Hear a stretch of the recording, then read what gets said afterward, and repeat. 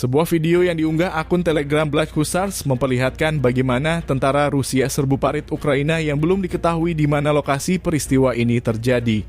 Terlihat dalam video tentara Rusia terus menyerbu dan menembaki sarang tentara Ukraina dan dibantu drone dari udara. Ukraina pun pasrah dan memilih menyerah demi selamatkan nyawanya.